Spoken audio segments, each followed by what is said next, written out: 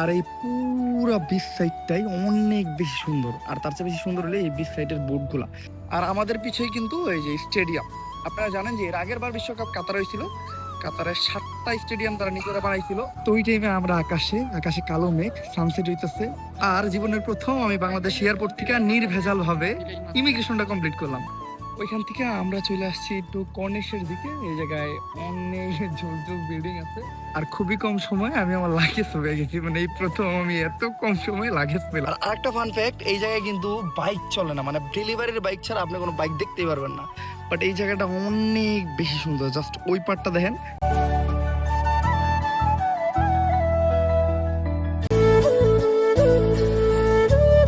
আসসালামু আলাইকুম guys, welcome back to the new episode of my daily blog. আসলে সবাই ভালো আছেন। আসলে ডেইলি ব্লগ পেয়ে লাভ নাই, কজ আমাদের ব্লগে মনে ডেইলি নাই, আমাদের ব্লগে মনে হয়ে গেছে মান্থলি ব্লগ। আমি 1 মাস পরে ব্লগ দিতেছি। আর আজকের ব্লগটা অনেক স্পেশাল, কজ আজকে আমরা যেতেছি কাতার। কাতার যাওয়ার জন্য লাগেজ ব্যাগ গুছে উঠে গেলাম সিএনজি তে। এখন আমরা যাবো কাতার। না গাইস, সিএনজি দিয়ে কাতার যাবো না, সিএনজি দিয়ে যাবো মূলত এয়ারপোর্টে। আর আজকে ভাই প্রচুর পরিমাণ গরম। একটু আগে আগে বেরিয়েছে, তো আমার কিছু কাজ আছে, সিটি ব্যাংকে যাবো, ব্যাংকের একটা স্টেটমেন্ট নিবো, সব কাগজপত্র গুছিয়ে নিচ্ছি। কারণ বাংলাদেশের ইমিগ্রেশনের অবস্থা তো জানেন। আমার মনে হয় বিশ্বের ভিতর সবচেয়ে বেশি চুদলিং ইমিগ্রেশন হলো বাংলাদেশের ইমিগ্রেশন। ওই দেশের ইমিগ্রেশনের যে আমরা যে পাড়াটা রাখাবো তার চেয়ে বেশি রাখাবো এই দেশের ইমিগ্রেশন ক্রস করতে। আমাদের ফ্লাইট হলো 6টা 50-এর, বাইরে এসছি 1টা বাজে, অলমোস্ট 5 থেকে 6 ঘন্টা আগে। যাইতে অনেকটা সময় লাগবে, কারণ আমাদের বাংলাদেশের রাস্তাঘাটের অবস্থা তো জানেনি। দেন ওইখানে যাওয়ার পরও ইমিগ্রেশনে কত কাহিনী, এটা একমাত্র যারা দেশের বাইরে গেছে বা দেশের বাইরে যায় তারাই বুঝে। বাংলাদেশই হলো একমাত্র দেশ যে জায়গায় ঘোরাঘুরির ক্ষেত্রেও বড় একটা হ্যাসেল পোহাইতে হয়। আর আমরা সিএনজি থেকে নাই না, আমাদের টুকটাক যেসব কেনাকাটা ওগুলো শেষ করলাম, ব্যাংকের কাজটা শেষ করলাম, বাদ বাকি সব কাজ শেষ করলাম। আর এই যে আমার ভাই, ভাইয়ের ডিউটি শেষ, ভাই এখন আমার এয়ারপোর্ট দিতে যেতেছে। আর ভাই কিন্তু শেরপুরের, ভাইয়ের সাথে আমার অনেকদিন ধরে সম্পর্ক, ভাই আমার বারবার শেরপুর যেতে হইতেছে। এমনকি শেরপুরবাসীও আমার বারবার শেরপুরে যাওয়ার জন্য পাগল করে লাইতেছে। শেরপুর যাবো, খুব তাড়াতাড়ি যাবো শেরপুর। আর শেরপুর থেকে কারা কারা আমার ভিডিও দেখেন অবভিয়াসলি তারা কমেন্ট করেন। আর অনেকে অনেক সময় কয় ভাই শেরপুর আহেন নাকি, শেরপুর আহেন নাকি, শেরপুর আপনি বয়কট দেখে আহেন না নাকি। ভাই এমন কিছুই না, বাংলাদেশের এমন কোন জেলা নেই যে জায়গায় আমার বয়কট করে রাখতে পারবো। বলতে পারেন সর্বপ্রথম আমি বয়কট হয়ে গেছিলাম উত্তরবঙ্গের পঞ্চগড়ে। আর ওই পঞ্চগড়েই আমি সবার আগে গেছি। মালয়েশিয়া থেকে আইসা আমি ডিরেক্ট যে পঞ্চগড় যে আমার শুট নেই, তো ওই জায়গায় আলহামদুলিল্লাহ কেউ আমার বয়কট করে রাখতে পারে নাই। এমনকি ওই জায়গার যে আমাদের অডিয়েন্স বা সাবস্ক্রাইবার তারা আমার এত ভালোভাবে গ্র্যান্ড ভাবে বরণ করে নিছে, এটা বইলা কয়ে বোঝানোর মতো না। সেম শেরপুরের ক্ষেত্রে হবে। শেরপুর যাব, ঘুরবো ঘাড়বো, ব্লগ করবো, ভালো আছো, অনেক এনজয় করবো, শেরপুরের সবার সাথে মিট করবো। তো কে কে চান যে আমি শেরপুর যাই তারা অবভিয়াসলি কমেন্ট করেন। অলরেডি আমরা টার্মিনালে আসতে আসতে প্রায় 3টা বেজে গেছে, 6টা 50 আমার ফ্লাইট। এখন যে আবার বোর্ডিং ইমিগ্রেশন কমপ্লিট করতে হবে। আরেকটা প্রশ্ন থাকতে পারে যে কাতার আমি কিসের জন্য যেতেছি। কাতার মূলত যাইতেছি ঘুরতে, মানে ট্যুরে। আপনারা ব্লগ পাইবেন। তো অবভিয়াসলি আমাদের rider over always on fire চ্যানেলটা সাবস্ক্রাইব করতে হবে। তো কথা না বাড়ায় তাড়াতাড়ি ইমিগ্রেশন এন্ড বোর্ডিং কমপ্লিট করি, তারপর কথা বলি। তো আমরা এয়ারপোর্টে ঢুকে গেছি, মূলত ভালোই রাশ। এই প্রথম আমি মাস্ক ছাড়া এয়ারপোর্টে ঢুকলাম। তো ঢুকার পথে যারা গার্ড ছিল বা যারা ডিউটিতে ছিল সবাই আমাদেরকে কম্পিটিশন চিনে ছবি টবি তুললাম। অ্যান্ড ওরা খুবই ফ্রেন্ডলি, খুবই হেল্প করলো। মানে কোনো যাই ঝামেলা ছাড়া ঢুকে গেলাম আর কি। তো এখন আমাদের যেতে হলো ইউএস বাংলার কাউন্টারে, এখান থেকে আমরা টিকিটটা সংগ্রহ করবো। আমি যদি শুনছি এখনো গেট ওপেন হয়নি, আমরা একটু আগে আগে আসছি। আগে আগে সাথে ভালো ভাই, যদি মনের বলে কোনো কাগজপত্র তুই আসি তাহলে এই টাইমের ভিতর আনা যাইব। যেহেতু একটু আগেই ঢুকছিলাম তাই আমরা একটু রেস্ট নিলাম। তারপরে আমরা আমাদের বোর্ডিং কমপ্লিট করলাম। আর বোর্ডিং এ হেল্প করছে আমার কাছে ভাই ব্রাদার ছিল এই জায়গায়, সাবস্ক্রাইবার ভাই ব্রাদার যেটাই বলেন। আমার প্রত্যেকটা সাবস্ক্রাইবার আমার ভাই, আর ভাই ভাইয়ের উপকার করে সবসময়, এটা সবাই জানে। তো ভাইরা আমার 1 মিনিটের মাঝখানে বোর্ডিং শেষ করে দিতে, অনেক মানুষ ছিল বাট অনেক হেল্প করছে, এই জন্য থ্যাংক ইউ। এটাই আসলে পাওয়া, মূলত সব জায়গায় গেলে সবাই উপর থেকে আইসে একটা হেল্প করে, একটা সাপোর্ট দেয়, একটা ভালোবাসা দেয়, এটাই আসলে সব থেকে বড় পাওয়া। এখন আমরা আমাদের ইমিগ্রেশনটা কমপ্লিট করবো, কমপ্লিট করে ভিতরে যাই বসবো। আর জীবনের প্রথম আমি বাংলাদেশ এয়ারপোর্ট থেকে নির্ভেজাল ভাবে ইমিগ্রেশনটা কমপ্লিট করলাম। আজকের যে ইমিগ্রেশনের অফিসার ছিল এন্ড মানে অফিসারদের হেড যে ছিল, দুইজনে খুবই ভালো। তাদের সাথে খুবই ভালো একটা কমিউনিকেশন হইলো। প্রথমে আমার পাসপোর্টটা আটকে দিয়েছিল, কজ এই টাইমে টুরিস্ট কেউই যায় না, আমি একমাত্র টুরিস্ট। তাও আবার যেতেছি কাতারে, মানে ওনারা কনফিউজ হয়ে গেছিল যে টুরিস্ট কাতারে কেমনে কি, একজন টুরিস্ট নেই আমি বাদে। তাই পরে আমার ভিসাটা চেকিং এর জন্য পাঠাইছিল, দেন চেকিং এ গেলাম। অলোকে যখন শুনলো আমি ইউটিউবিং করি, ভিডিও করি, এর আগেও বেশ কয়েকটা দেশ ঘুরছি, তো উনিও বললো যে ভালো কাজ করতেছো, ঘুরো, তুমি ঘুরতেছো, আর্নিংও করতেছো, ভিডিও করতেছো, মানুষের দেখাইতেছো, এটা একটা ভালো কাজ, গ্রেট জব। তো ভালো লাগে আর কি বড় বড় মানুষের কাছ থেকে যখন এইসব বিষয় আরো অনুপ্রেরণা পাই। মূলত এইসব সাইডের মানুষদের এমনই হওয়া উচিত, কারণ তাদের ব্যবহারটাই আমরা মনে রাখবো।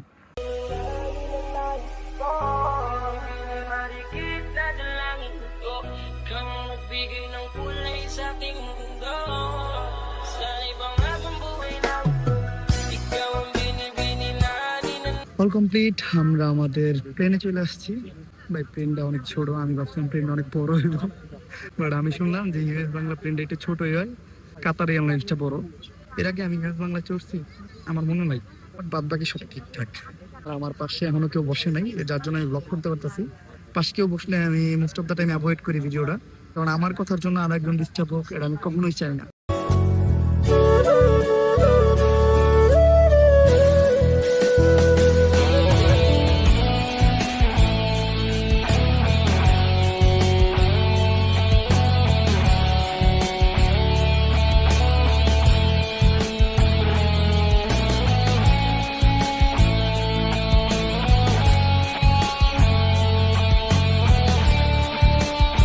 আলহামদুলিল্লাহ, we are safely arrived in Qatar. যাত্রাপথটা খুবই ভালো ছিল, আজকে আবহাওয়া একদম জোস ছিল। ট্রেনটা একবার ঝাঁকি পর্যন্ত খায়নি, সবই আল্লাহ তাআলার রহমত। তবে আমার ইউএস বাংলা সম্বন্ধে বড় একটা অভিযোগ আছে।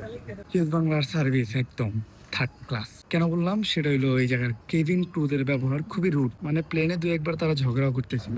মেনলি একটা প্যাসেঞ্জার একটা অভিযোগ দিতেই পারে, কজ সে টাকা বাই করে টিকিট কাটছে, এক জায়গা থেকে আরেক জায়গায় যেতেছে, তো যে কোনো অভিযোগ দিতে পারে। সেটা আপনাদের মাথা পাইতে নিতে হইব, কান খুলে শুনতে হইব। এই জায়গায় আপনাদের উল্টা কোনো অভিযোগ দেওয়া যাবে না।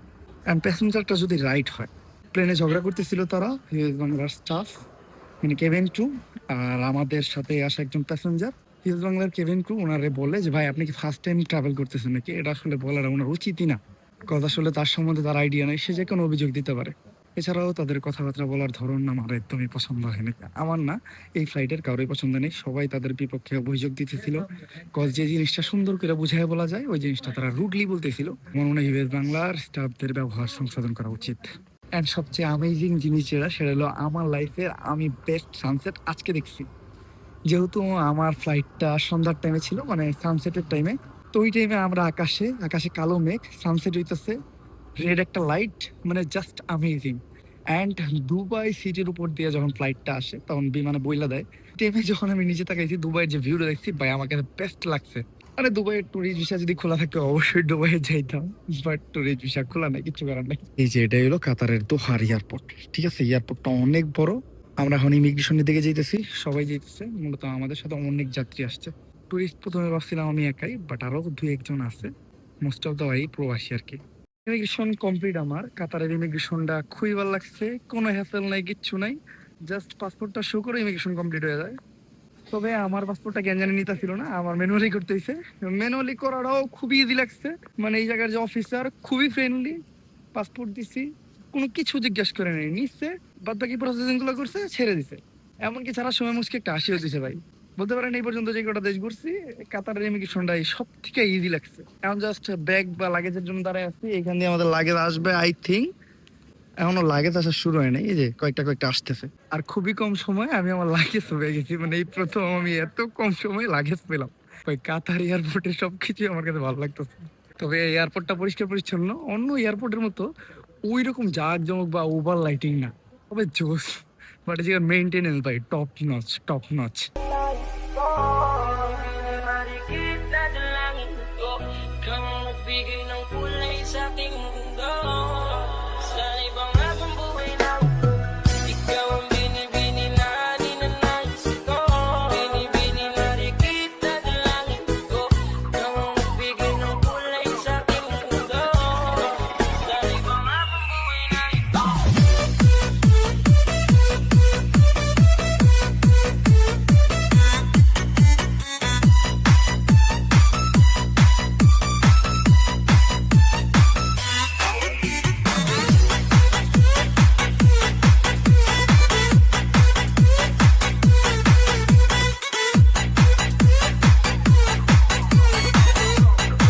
কমপ্লিট করার পর আমরা গাড়িতে উঠি, গাড়িতে উঠে হালকা পাতলা খাওয়া দাওয়া করি, খাওয়া দাওয়া করে হালকা পাতলা ঘোরাঘুরি করি।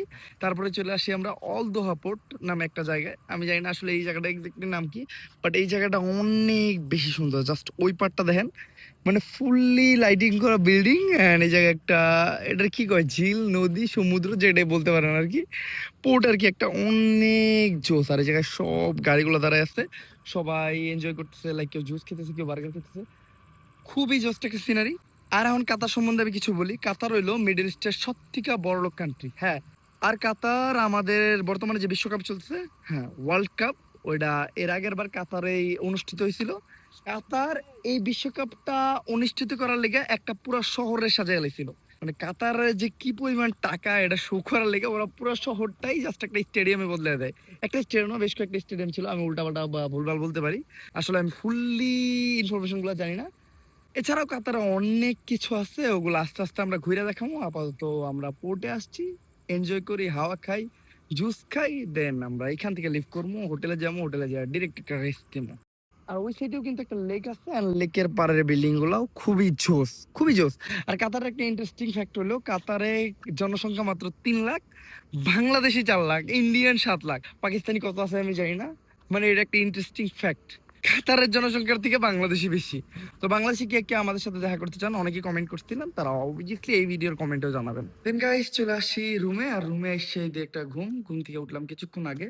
আর আজকে কাতার হলো আমাদের ফার্স্ট ডে। ডে বলতে পারবো না, কারণ অর্ধেকের বেশি ডে চলে গেছে। এখন বাজতেছে হইলো বাংলাদেশের 8টা 25, মানে এই দেশের 5টা 25।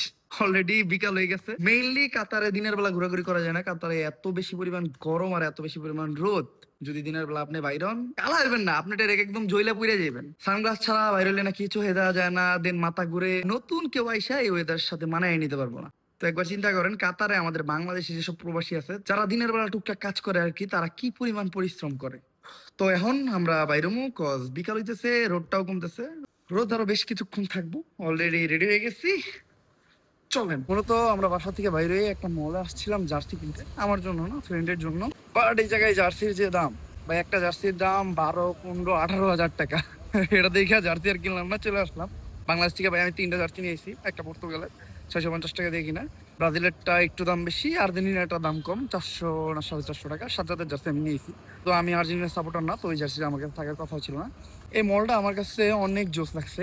মলের ভিতরে লাইক একটা রিভারের মতো ছিল, পানি নীল, বোট রাইড হইতেছিল ওই জায়গায়। এছাড়াও ভিতরে কৃত্রিম আকাশ তৈরি করা ছিল, মানে আপনি যদি একটু ভালো করে না খেয়াল করেন তাহলে বুঝতে পারবেন না যে এটা বানানো আকাশ, একদম আকাশের মতো লাগতেছিল। তবে মলের ভিতরে সিকিউরিটি ভিডিও করতে দেয়নি। আমার মনে হয় কাতারে অনেক জায়গা আছে যে জায়গায় ভিডিও করা অ্যালাউড না। যাই হোক, না করছে, আমি আর ভিডিও করি নাই, চাইলে করতে পারতাম। আর আমাদের পিছেই কিন্তু এই যে স্টেডিয়াম, আপনারা জানেন যে এর আগের বার বিশ্বকাপ কাতার হয়েছিল, কাতারের 7টা স্টেডিয়াম তারা নিজেরা বানাইছিল। ওই 7টা স্টেডিয়ামের ভিতর এই যে একটা স্টেডিয়াম আমাদের সামনে, স্টেডিয়ামের নামটা কি আমার ঠিক মনে নাই। আর এই যে একটা টাওয়ার, এই টাওয়ারের নামটাও ভাই আমি জানি না।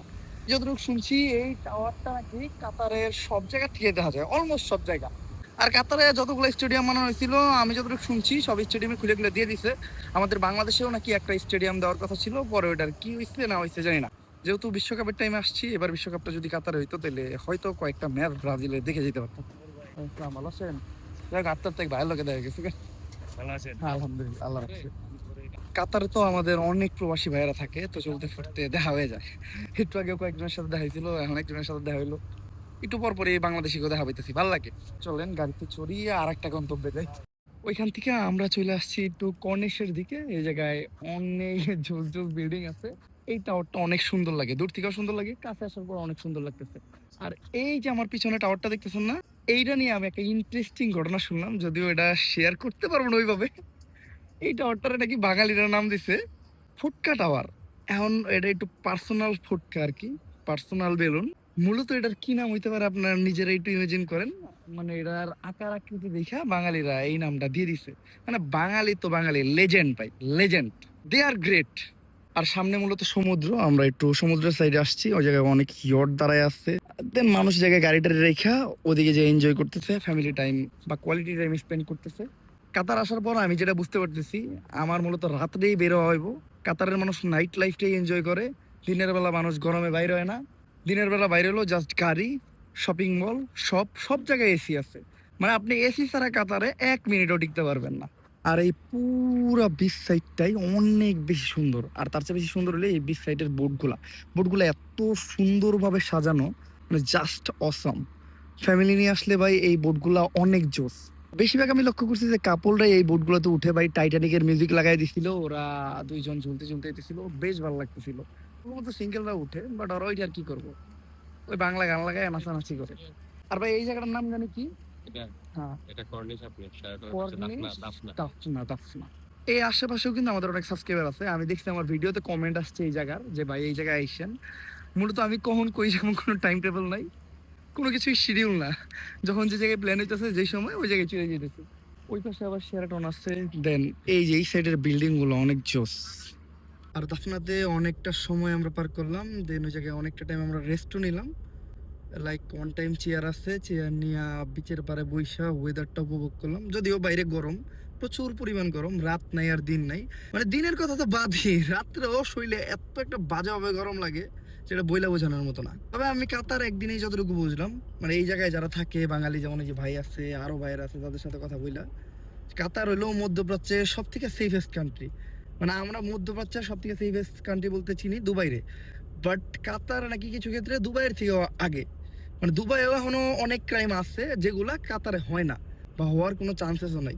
আর কাতারের রাস্তাঘাট অনেক পরিষ্কার পরিচ্ছন্ন, শুধু রাস্তাঘাট না, যে কোনো জায়গা অনেক পরিষ্কার পরিচ্ছন্ন। এটা থাকার একটা কারণ আছে, সেটা হলো এই জায়গার মানুষের ডিসিপ্লিন। যেমন আমরা বাংলাদেশিরা যখন দেশের বাইরে আসি, যেমন আমি কাতার আসছি, আমি একটা ময়লা চাইলেও কিন্তু রাস্তাঘাটে ফেলাইতেছি না। কিসের জন্য ফেলাইতেছি না? এই জায়গার নিয়ম, ময়লা ফেলাইলে জরিমানা। দেখেন এই জায়গার প্রত্যেকটা রাস্তাঘাট পরিষ্কার, আমি একটা ময়লা ফেলাইলে রাস্তাঘাটটা নষ্ট হয়ে যাবে, এরকম একটা চিন্তা ভাবনা আমার মাথায় খাটে। এই জিনিসটাই আমরা বাংলাদেশে কল্পনা করতে পারি না। আমরা বাঙালিরা বাংলাদেশে কি করি? চুইংগাম খাইছি ফালাই দিই, কোক খাইছি ফালাই দিই। বাট এই জায়গায় কিন্তু না, এই জায়গায় একটা কোকের ক্যান হাতে নিয়ে আমরা ডাস্টবিন পর্যন্ত যাই, ডাস্টবিনেই ফেলাই। রাস্তাঘাট কি পরিমাণ পরিষ্কার আপনি জাস্ট একবার দেখেন। আর আরেকটা ফান ফ্যাক্ট, এই জায়গায় কিন্তু বাইক চলে না, মানে ডেলিভারির বাইক ছাড়া আপনি কোনো বাইক দেখতেই পারবেন না। আমি আজকে যে দিনে ঘুরলাম, দিন রাত্রে ঘুরলাম, কালকে আসলাম এয়ারপোর্ট থেকে, আমি হোটেলে গেলাম, জাস্ট ডেলিভারির বাইকগুলো দেখছি অ্যান্ড ডেলিভারি ম্যান দেখছি। এই দেন, জাস্ট এই যে ডেলিভারি ম্যান।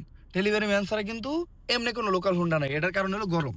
মানে গরমের পরিমাণ এতই বেশি, মানুষ গাড়ি ছাড়া, মানে এসি ছাড়া বাইরে হওয়ার চিন্তাও করে না।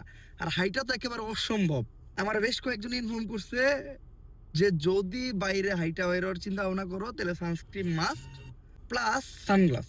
তবে এই দিকটা সবচেয়ে ভালো যে কাতার সেফেস্ট। মানে আমরা বাংলাদেশিরা এই একটা জিনিসেই পিছিয়ে আছি। আমরা কিন্তু আসলে আমাদের দেশের সরকারে কম ভ্যাট ট্যাক্স দিই না। প্রত্যেকটা জিনিসে আমরা 2 গুণ 3 গুণ 4 গুণ করে ট্যাক্স দিতেছি। যে কোনো জিনিসে আমরা একটা গাড়ি যে ইম্পোর্ট করে বিদেশ থেকে নিতেছি, এই জায়গায় আমরা ট্যাক্স দিতেছি মানে ডাবলের থেকে ডাবল। আমরা এয়ার টিকেটে কি পরিমাণ ট্যাক্স দেই, এটা আসলে যারা বিদেশে যাতায়াত করে তারাই বলতে পারবো। মানে আমরা ভাড়ার অর্ধেকেরও বেশি আমরা ট্যাক্সই দিই, অ্যান্ড ট্যাক্সের কারণে আমাদের এয়ার ফেয়ার এত বাইরে জায়গা।